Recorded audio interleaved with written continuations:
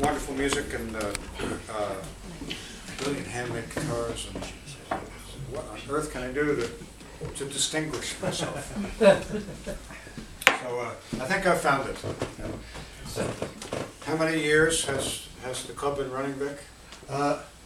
Well, here, since just about 20 odd years, but Tina and I have been running club since 1968.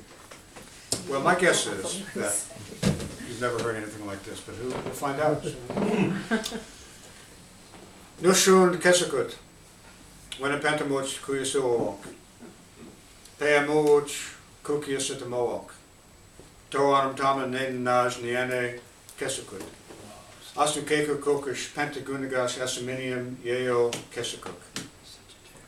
Pentagunagas Numacha Sayangas Macha Haniquake Nuta Quantum Anananog. Ake Sangapagaminium Nuchua Webe Pokwo Wasinian Wuch Machatut. Keasuok Menusekimook Mesheme Ka Meshemem. Thank you very much.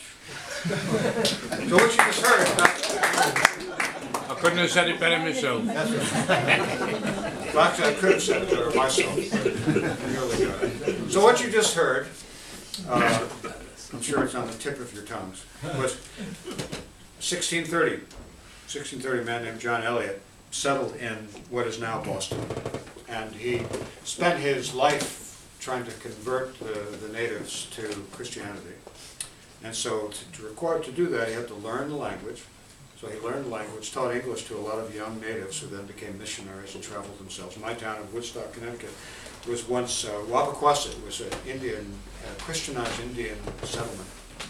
And so the first book, this is amazing to me, the first book published in what's now the United States, in North America, was not in French, which would seem very likely, and it was not in English.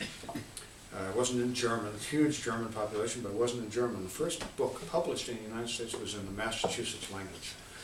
And what you just heard was a very small portion of that. That was the Lord's Prayer in the Massachusetts language. So that's the language that the Pilgrims first heard in 1620 when they landed in Massachusetts. So, I had a request, and I wasn't planning to sing this, but it's so rare that such a thing happens to me that I thought I ought to do it. May I? Absolutely. Of course.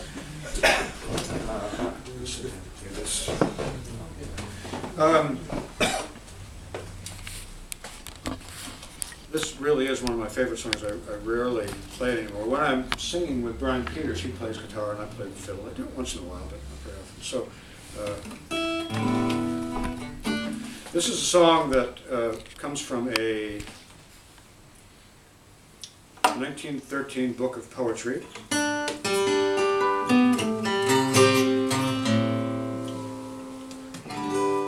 Written by a woman whose name was Jean Robert Foster, and she grew up on a dirt poor farm in the Adirondack Mountains.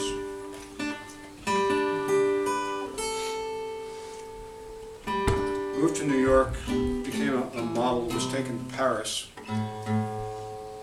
where she got very involved with the art scene in Paris, pre-World War I art scene. So she knew people like Jean Arp and Constantine Brancusi and Eric Satie, and went back to New York, and then her parents became ill, so she moved back to Schenectady, New York, where she spent her entire adult life working for a housing development project. And then when she retired, she started writing poetry again. This comes from a 1913 book, Neighbors of Yesteryear, and it's actually, she didn't actually say this, but it's actually a song that she remembered hearing as a girl growing up in the Adirondacks.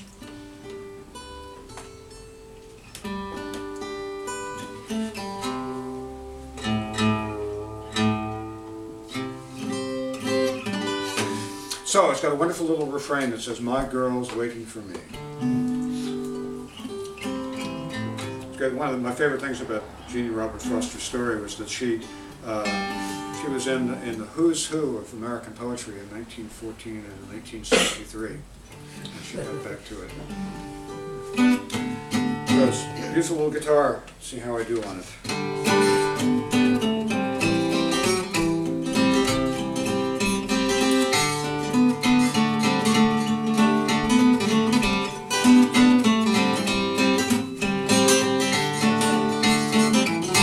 Better keep practicing.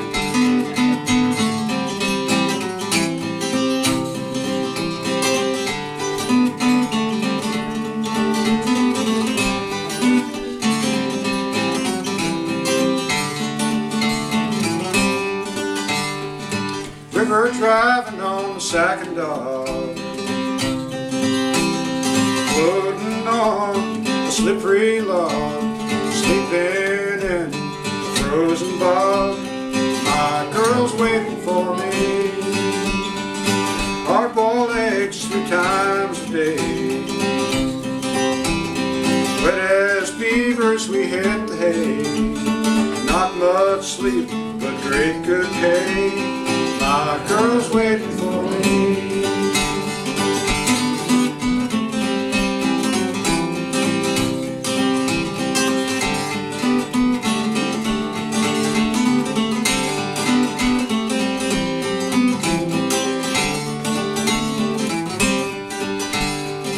Big French Joe and I went out to break a jam when I heard him shout. Renegade, and the jam went out. My girl's waiting for me. Big French Joe, the logs drowned him. He had no chance to fight or swim with the logs jammed up to the river's rim. My girl's waiting for me.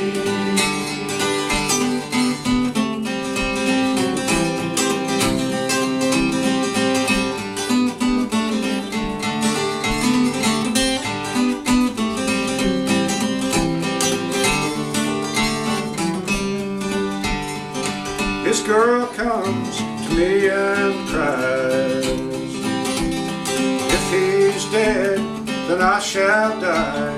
My petite ears to sigh. My girl's waiting for me. We will find him down below,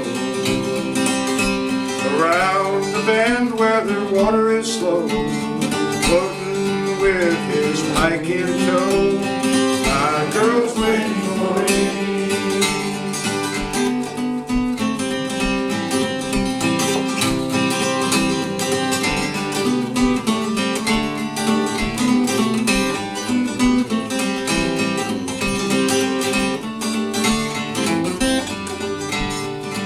Ma petite will wring her hands as we scrape away at the yellow sand and bury him by the river strand. My girl's waiting for me. One more night and one more day, and the logs will reach the river bay, and I'll skin off these togs and I will say, my girl's waiting